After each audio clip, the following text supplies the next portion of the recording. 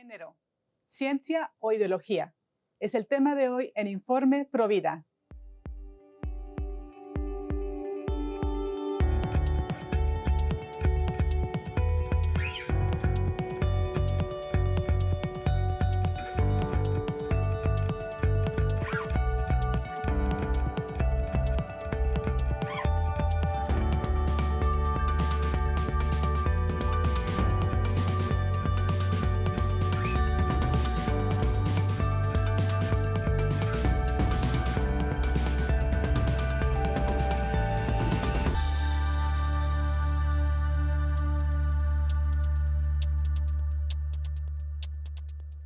Hola amigos de WTN, les saluda Astrid Bennett Gutiérrez y les traemos el día de hoy en Informe Provida un episodio muy especial. Les traemos una entrevista con la gran amiga del movimiento Provida, la doctora Pilar Calva, que nos dio una entrevista en la Marcha por la Vida en Washington, D.C.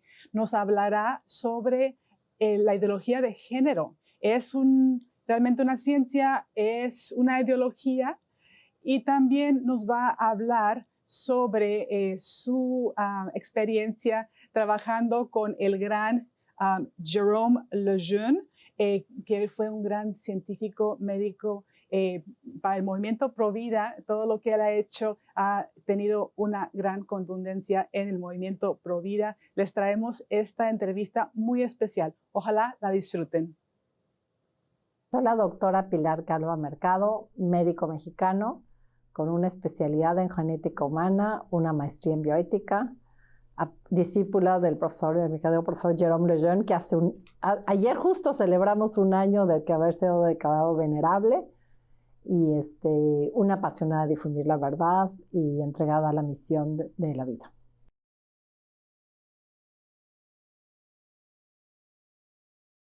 Como se habla de género en las universidades, se ha confundido y se ha pensado que es algo científico, pero en realidad todo el tema de género, de ideología de género, es un tema ideológico.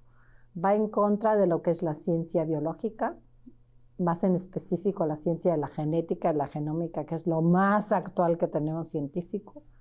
Va en contra de la ciencia filosófica, más concretamente de la antropología sexual, y va en contra de la teología. Entonces, únicamente en la concepción hay dos posibilidades: o se es varón o se es mujer, y desde ese momento queda impreso que tenemos el cromosomas en el par 23XX y seremos mujeres en todo nuestro ser personal, ¿sí? Somos mujeres en cada uno de los billones de nuestras células. Y si el cromosoma, el espermatozoide que llega lleva la carga Y, no solamente somos un ser humano, sino son un varón, y son varones en cada una de sus células, ¿no?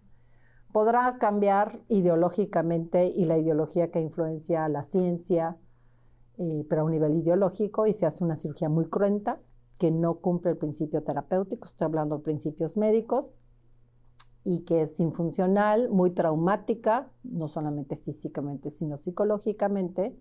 Y como decimos, caras vemos, cromosomas vemos. Digo, caras vemos, cuerpos vemos, cromosomas no conocemos. Es decir, nos dejará de ser varón y mujer. Ese es un ejemplo chiquito, ¿no? Igual, filosóficamente, se es varón o se es mujer. E incluso todas aquellas, la definición de género mismo, género es que no necesariamente el ser varón o ser mujer que quede impreso biológicamente. Yo puedo escoger o decidir que me siento a gusto o no con el sexo que me tocó biológicamente, ¿no? Y entonces hablan de escoger o preferir un género, y empezaron, pues bueno, por preferir 5 géneros, y entonces pues se sacaron de la manga en 1995 5 géneros, y dijeron, pues alguien puede nacer varón, pues me gusta ser varón, me quedo con mi género de varón. Soy mujer, pues me gusta ser mujer, pues me quedo con mi género de mujer, pero alguien puede nacer varón o mujer y sentirse atraído eróticamente por personas del mismo sexo, y entonces escojo ser homosexual. Por cierto, una persona homosexual que merece todo mi respeto, y por eso hablo de persona, porque por cierto he tenido grandes heridas y sufrimientos en el amor. Es XY cuando se trata de una homosexualidad masculina en sus billones de células, y una persona con una homosexualidad femenina, coloquialmente llamada lesbianismo, es mujer en cada una de sus células, ¿no? Otros escogen, pues de repente batear del lado homosexual y otros del lado heterosexual, y entonces se autodominan y entre ellos dicen que escogen el género bisexual, ¿verdad? Y otros nacen varón o mujer, son varones o mujeres en cada uno de sus billones de células, en sus genitales internos, externos, en sus niveles hormonales, que los anteriores también los tienen perfectamente normales, según se demuestra en la medicina, ¿verdad? Y piensan que traen un estuche equivocado. Entonces son personas que en todo su ser son varones o mujeres, pero dicen, no, yo no soy mujer, yo soy varón, pero traigo un estuche equivocado. Entonces pido que me lo cambien. Es lo que médicamente se llama transexualidad, es el término científico. Ahí vemos que es un debate de lenguaje que cambia las ideas. Y el término transgénero es un término ideológico, no se encuentra en los libros de medicina, a menos de que estén influidos por una ideología. Y es lo que psiquiatría considera y seguirá considerando como una evasión de la realidad, ¿no? Entonces, es terrible porque la posibilidad que un médico ayude científicamente a un paciente se ve influido por una ideología que al que perjudica sobre todo al mismo paciente.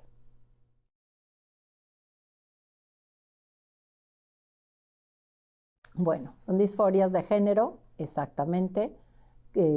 Problemas de identidad sexual, habría que ver a qué nivel está. Algunos de ellos, de los géneros que se han llamado, son trastornos de diferenciación sexual. Por ejemplo, cuando un chiquito trae una ambigüedad de genitales, trae un pseudohermafroditismo verdadero, de un pseudohermafroditismo o algún hermafroditismo verdadero, que cada uno tiene su definición médica. Pues, ¿qué hicieron? Al principio, pues de esos 5, brincaron a 7, porque dijeron 2 años después, sálale la manga, se nos olvidaron 2, y entonces agregaron lesbianismo y transvesti, que nada más se visten como el otro sexo, pero no se cambian. Unos años después dijeron, no, son 16, porque se jalaron la manga para que fueran 16, se los sacaron de la manga, y entonces empezaron a incorporar algunos de estos trastornos de disforias de género, trastornos de identidad sexual, etcétera, y los incluyeron. Hoy es ridículo, porque hoy pues depende de qué consulta uno, si es del Facebook, es en serio, si esa es la fuente bibliográfica o si es la OMS, pero bueno, todos coinciden que son más de 100 y como pues ya no alcanzan los trastornos, las disforias y etcétera, bueno, jalaron más la manga y hay propuestas tan ridículas, porque esto es algo ideológico, quiero señalar que es ideológico, no es científico, que incluso hablan del hombre fluido. Entonces uno le hace cling a la llavecita del Facebook, que es el hombre fluido, y dice, es aquel que en la mañana se siente bien varón, pero conforme cae el atardecer ya no sabe qué es. O sea, sí digno de echarse una carcajada, es una ridiculez. Porque cuando nos vamos al mundo de las ideas, bueno, pues creemos que existe Mickey Mouse, ¿verdad? Que sale con su trajecito rojo y blanco o lo que sea, ¿no? Este es el mundo de la fantasía, de las ideas.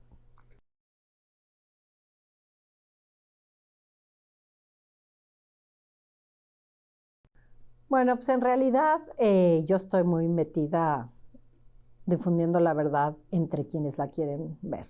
Hablo ya hace tiempo que vi que era una perdedera de tiempo esto del cabildeo y que saco los guantes de box y sea literalmente en un foro, ¿no? Como Naciones Unidas o hoy los foros modernos europeos, que son los foros de las redes sociales, ¿no? Entonces, digo, no sé qué piensan de mí. Yo lo único que pienso es qué barbaridad que un científico no se quite la cara de científico y se sustenten ideologías, ¿no? Y estas ideologías caen por sí solas. Voy a contarte una cuestión que me pasó. Estaba yo en un grupo y estaba yo hablando sobre la ideología de género a la luz de la medicina, como diciendo, pues, esto es lo que dice la medicina, ¿no? Si uno plantea la verdad en el tema que sea, pues la gente solita encuentra dónde está la verdad y dice, no, no voy a hacer esto, ¿no? No hay más que plantear la verdad. La verdad por sí sola planteada, pues vende y la gente se posiciona ahí, solita. No hay que, o sea, cuando algo es verdadero no hay que obligar nada, o sea, la gente solita va a escoger el tesoro. Y entonces, bueno, yo hablaba de este tema y alguien en la parte posterior se presenta y me dice, yo soy psicólogo con maestrías no sé dónde y lo que usted está diciendo no es cierto, ¿no? O sea, si usted ya hicieron un experimento y nos lo enseñaron en la Facultad de Psicología no sé cuánto, volvió a nombrar otra universidad, y si usted mete 5 gallinas y no hay gallos, a la larga uno se transforma en gallo. Tenía aquí hasta delante de mí una parte del auditorio que lo veía muy sencillo, son manitas de verdaderamente esas gastadas por el trabajo de campo, los campesinos, y hacían. ¿No? Y entonces volví a decir, le decía, bueno, es que perdóneme, quizás no he comprendido bien lo que trata de decir. Yo dije, no puede ser que me esté diciendo eso, ¿no? Y me vuelve a repetir el mismo argumento, no, que si metes 5 gallinas, ya estaban aquellos otros que se aguantaban la carcajada, ¿no? Y entonces, pues yo nada más le dije, pues sería muy interesante que hiciéramos un experimento, cuánto tiempo quiere que dejemos a las gallinas, ¿no? Y si uno se transforma en gallo, ¿sí? Pues yo pago el experimento y si ninguna se transforma en gallo, entonces usted lo paga, ¿no? Entonces sí, ya soltaron la carcajada, di pie para que estos pobres están. Entonces, ¿qué se ha perdido, Pablo? El sentido común. Estas personas no sé qué educación tenían, probablemente no tenían ni primaria, pero tenían sentido común, tenían experiencia en la vida, y ellos cuántas gallinas no han tenido, y saben que si no llevan un gallo, las gallinas no se van a fecundar, y ni una gallina se va a convertir en gallo porque estén ahí, ¿no? Pero bueno, en ocasiones lo único que tiene que hacer uno, que creo que esa es la pedagogía de la verdad, es no tanto atacar a la persona, porque quien tiene y promueve la mentira hace una crítica ad hominem, quiere decir critica a la persona, ¿no? Entonces te critican, usted es conspiracionista, usted es de no sé qué pañoleta, usted es mexicano, usted, ¿no? O sea, te critican como persona, ¿no? Pues lo que hay que hacer es ser crítico, y yo eso esperaría de un académico, ¿no? No que me critique, no que se ría de mí, sino yo esperaría que tenga un sentido crítico y diga, doctora, no estoy de acuerdo con su enunciado, porque si usted toma el libro de genética, no es cierto, mire, hay tales posibilidades de carga genética y todo. De hecho, sí hay anomalías de los cromosomas sexuales, pero cuando tenemos una chiquita con síndrome de Turner que tiene 45 cromosomas y en el par sexual le falta uno y tiene un X0, se desarrolla como niña, porque toda la diferenciación sexual es así, se siente niña, va conmigo porque quiere feminizar su cuerpo, quiere tener su cuerpo jovencita, quiere menstruar y por supuesto sueña con ser mamá, y le faltaba todo un cromosoma sexual, ¿no? Y lo mismo los varones XXY, que son los Klinefelter, pues acuden conmigo porque no se pueden embarazar, ¿no? Quieren ser papás, tienen un rol esponsal de varón, no tienen ninguna duda, ¿sí? Entonces no hay más que contrastar con la verdad. Entonces creo que lo que hay que hacer es fijarse menos en lo que digan de uno. Al menos a mí me ha ayudado, mi temperamento es así, soy muy despistada, entonces pues si alguien no me saluda, si alguien me hace el feo, pues la verdad digo, no me vio, pensó que era alguien más, ¿no? Entonces, y más bien con mucho amor, con mucha caridad, como dice nuestro querido Papa Benedicto XVI, tiene un documento extraordinario que se llama Caritas in Veritate, que quiere decir hay que presentar la verdad con mucha caridad, y no puede amarse sin el tono de la verdad. Entonces, presentar la verdad con claridad, con sustento, que ese es el chiste, hacer cursos de defensa de la postura, defensa de la verdad, hoy llamados genéricamente bioética, pero mucha gente no le dice nada, entonces digo, bueno, todo un curso de atrévete a defender la verdad, atrévete a defender la postura, y cuando uno presenta, bueno, no es necesario ni hacer críticas a la persona, ni se fija ya uno en qué puedan decir uno con compasión defiende la verdad, que por cierto, quiero decirles que el mes de octubre pude hincarme nuevamente en la tumba de Lejeune y renové ese compromiso a la verdad, ¿no? Decir finalmente, pues bueno, uno sufre muy poquito comparado a lo que él pasó. Entonces ya salió su libro, escrito por su postuladora de su causa, Gorda Ciódegas. Me he enterado muchas cosas que yo no sabía, y cómo él sufrió ostracismo y acompañó desde Pablo VI. Yo lo ubicaba desde San Juan Pablo II, ¿no? Entonces, como tener esos modelos de defensa a la verdad, como lo hizo él con mucha humildad, siempre fue una persona súper humilde, nunca quiso figurar, y bueno, esa pasión de la verdad, pues es lo que gana.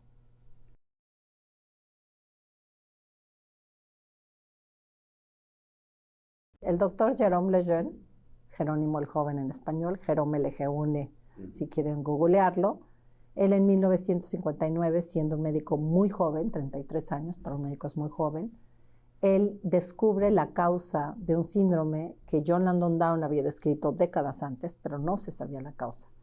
Esto, por un lado, dignifica a estos niños, porque de haber pensado que era secuela de sífilis, los dejaban amarraditos en las patas de las camas, porque pues decían, pues, es deshonor para la familia, ¿no? Alguno que se animaba a salir con su hijito verdaderamente cruzaban las aceras, pero lo más importante, él dijo, tengo la causa, voy por la curación.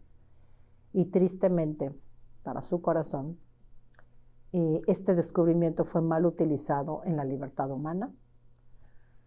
para eliminar a los chiquitos que se diagnosticaban esto antes de que nacieran. Él ya era provida, pero esto lo enamora más a ser provida y a luchar más por la defensa de la vida de estos niños, cosa que sabemos que en su país de origen, Francia, Estados Unidos, pues prácticamente hoy ya no nacen chiquitos con esto, ¿verdad? Todos los eliminan. Y él, pues bueno, con un gran científico dijo, es un error científico, ¿no? Podría ser criticado ad hominem, pero él decía claras como la medicina es para terminar con las enfermedades, jamás con un enfermo. Él no hizo diagnóstico prenatal porque dijo es colaborar con el MALMA y de que colabora un poquito y es indirecto o es remoto, yo no lo hice, sino él muy claramente dijo yo no puedo colaborar, es decir, si yo doy un diagnóstico prenatal, aunque alguien más a mucha distancia de aquí utilice ese descubrimiento, pues finalmente pues es una colaboración con el MALMA, ¿no? Y hoy está en proceso de beatificación porque fue un gran científico que supo volar con el ala de la fe y con el ala de la razón. Entonces está en proceso de beatificación, pasó de ser siervo a ser venerable el 21 de enero del 2021. Además ve qué día, es 21, enero es en italiano gennaio, entonces 21, gen 21. Y yo tuve un regalo muy personal el 21 de enero del 2021. Se cumplió un año que pues me pidieron esta conferencia, un pequeño grupo de empresarios que había estado aquí en Benedictine College preparando el tema de la bioética y el tema de las vacunas, con el tema de las células de feto abortado. Y era inicialmente una conferencia para 20 personas, que eran mis amigos, después lo abrieron al mundo virtual, después se fue a las redes. Pero bueno, yo estaba muy intranquila si hacerlo o no, porque yo pacté la conferencia a principios de noviembre. Por diferentes elementos no lo habíamos podido hacer. Yo no sabía todo lo que iba a pasar. El documento de congregación de la fe, esto, lo otro, uno contra el otro, ¿tá? Entonces yo no quería ser parte de la división que yo palpaba que era un tema que además no tendría que dividir porque no es un tema de la iglesia, es un tema médico, ¿no? Entonces estaba yo muy intranquila de hacerla, ya la había preparado, traté de zafarme, no pude. Es decir, está muy pesado prepararla, denme chance un poquito más y dije, ya no la recalendarizo. Y me dormí así muy como que intranquila de si estaba haciendo bien o no en estarla dando. Y al día siguiente, por todas las press, por todos los medios, pues Lejeune declarado venerable. Y entonces volteé y le dije, Dios mío, me quedó clarísimo, a través de Lejeune me dijiste que me fijé menos en qué pueden decir, qué puede pasar. O sea, teniendo una pureza de intención, pues uno hay que decir la verdad, ¿no? Y pues creo que lo logré en ese video. Pues lo que planteé fue la verdad del tema, que en ese momento estaba muy candente, que fue lo que me enseñó él. Uno tiene que poner al servicio de los demás su inteligencia, su conocimiento y sus talentos, ¿no? Entonces fue para mí en lo personal un gran mentor, pero siento que me sigue acompañando. Él fue mi profesor. Yo hice la tesis de pregrado de julio del 82 a enero del 83.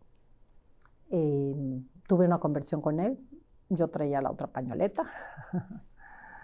Por supuesto, en la época que él ya estaba con Pablo VI defendiendo el no al anticoncepcionismo, pues yo me dedicaba a repartir, imponer, aprendí inyectando anticonceptivos, estaba muy perdida, de ahí pasé al aborto, de ahí pasé a la fertilización in vitro, etcétera, pues el camino que ya uno sabe que sigue.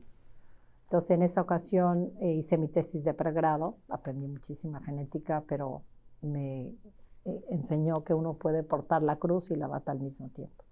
Pues siempre se quedó con las ganas de que yo regresara y un par de años después pude regresar. Yo ya había hecho genética humana, había acabado la carrera de medicina, había hecho genética clínica y pude ir a hacer con él un par de años de citogenética. Entonces, pues sí, en total trabajé con él como 2 años y medio.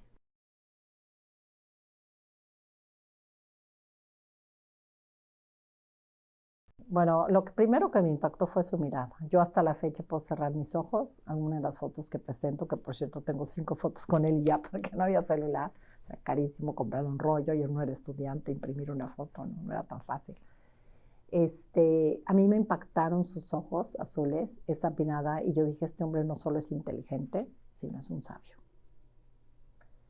Me impactó mucho su humildad. O sea, yo podía percibir lo inteligente que era. San Juan Pablo II decía que era el hombre más inteligente que él había conocido. Imagínense. Pero era de un humilde, humilde en su físico, en su externo. O sea, yo no le conocí más que 2 trajes. Diario llegaba en su bicicleta de la Guerra Mundial, ¿sí? Muy, muy humilde, pero también una humildad intelectual. No es de yo sé y tú no sabes, y no sé qué, y aquí no. O sea, siempre muy abierto a seguir aprendiendo. Y esa humildad le llevaba a tener un gran amor por todos. Entonces, tú lo podías ver en una disertación científica y a los minutos, ante un pacientito, se sentaba en el microscopio con un chiquito con síndrome de Down hasta que contaran los 321 y le dijera por qué era tan especial. ¿Sí? Entonces, te fijas cómo era esto. Y él incluso por sus enemigos férreos era muy querido por su manera de ser. Entonces, bueno, todo eso me convirtió. Y después él me dejaba, yo no sé, ya se lo preguntaré cuando estemos en el cielo, ¿verdad? Si él vio algo en mí o sí que, pero él me dejaba sus escritos, porque él iba a unas reuniones a Roma, cuando a mí Roma no decía nada, el Vaticano nada. Por supuesto no mandaba a saludar a San Juan Pablo II, que lo veía porque no era nadie para mí. Me dejaba sus escritos de lo que él iba presentando, lo que hoy sé que es la Pontificia Academia de las Ciencias. Y el segundo que me dejó se llamaba Biología, Conciencia y Fe. Y ese, entonces me llegó por la parte de su testimonio, su ejemplo a la hora de dar consultas y su intelecto. Sobre todo se dedicó mucho a darme material que leer, ¿no? Nunca hablamos de qué pensaba de una cosa o de otra, nada más me iba dejando ahí.